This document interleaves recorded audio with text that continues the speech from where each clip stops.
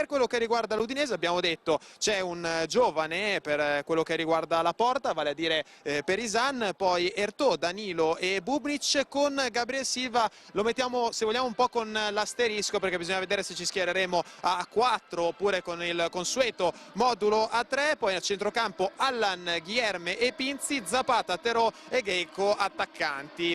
Cerca di far scorrere il pallone in avanti, il tocco di Zapata per Terò, è buona la posizione di Terò che poi fa passare il pallone in mezzo alle gambe del portiere. Quando siamo al 7° minuto l'Udinese va avanti, il filtrante perfetto per Cyril Terò che quando si trova in quella posizione, Francesco, raramente sbaglia. Ha calciato sotto le gambe del portiere Bellot e dunque prima rete di quest'oggi di un Udinese che sta facendo vedere la sua superiorità.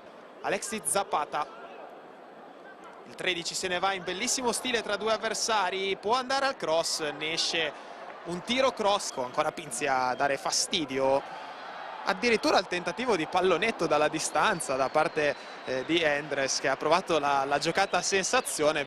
La sponda di Kaiser trova il compagno, buona la situazione con Perisan che riesce a metterci la mano. Non fischia fallo l'arbitro, pensavo fischiasse in virtù del fatto che l'aveva fatto in precedenza con la Red Bull. E poi il tiro sul primo palo ancora da parte della formazione di casa, ancora per il 39.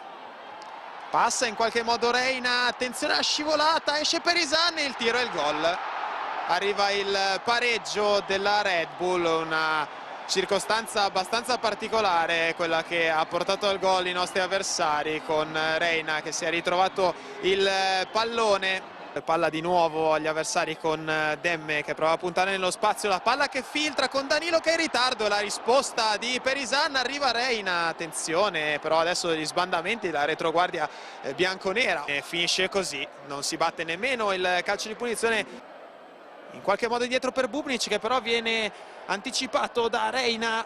Reina ancora puntato, Bubnic, il tiro alto sopra la traversa di Alexis Zapata. Adesso Terò può puntare a campo aperto, si fa vedere largo anche Rodrigo Aguirre che viene servito, Aguirre in mezzo per Gheiko, arriva Terò, la palla che viene parata in qualche modo da Bello.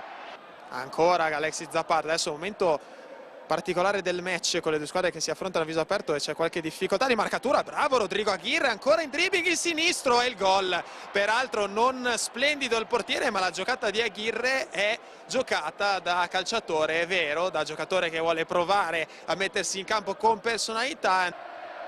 Palla che filtra sulla corsia di destra dove fa buona guardia comunque Gabriel Silva, che in scivolata non riesce però a intervenire. Arriva il gol del pareggio, anche qui però sicuramente rivedibile la situazione difensiva. L'intervento dell'avversario, Zapata che però è caparbio, recupera la palla, tocca in mezzo, la traversa di Pontisso. Ancora Aguirre con il suo consueto incedere, praticamente salta sempre con la finta, la rovesciata di Totò. Aguirre può puntare nello spazio, fermato però da Strauss e finisce così. Addirittura il tentativo di pallonetto dalla distanza da parte di Endres, che ha provato la giocata a sensazione. La sponda di Kaiser trova il compagno, buona la situazione con Perisan che riesce a metterci la mano. Non fischia fallo l'arbitro, pensavo fischiasse in virtù del fatto che l'aveva fatto in precedenza con la Red Bull. E poi il tiro sul primo palo ancora da parte della formazione di casa, ancora per il 39. Passa in qualche modo Reina, attenzione. Per quello che riguarda l'Udinese abbiamo detto c'è un giovane per quello che riguarda la porta, vale a dire Perisan, poi Ertò, Danilo e Bubnic. Con Gabriel Silva lo mettiamo, se vogliamo, un po' con l'asterisco, perché bisogna vedere se ci schiereremo a 4 oppure con il consueto modulo a 3. Poi a centrocampo Allan, Guilherme e Pinzi, Zapata, Terò e Gheiko attaccanti. Cerca di far scorrere il pallone in avanti, il tocco di Zapata per Terò, è buona la posizione di Terò che poi fa passare il pallone in mezzo alle gambe del portiere. Quando siamo al 7° minuto l'Udinese va avanti, il filtrante perfetto per Cyril Terò che quando si trova in quella posizione, Francesco, raramente sbaglia. Ha calciato sotto le gambe del portiere Bellot e dunque prima rete di quest'oggi di un Udinese che sta facendo vedere la sua superiorità.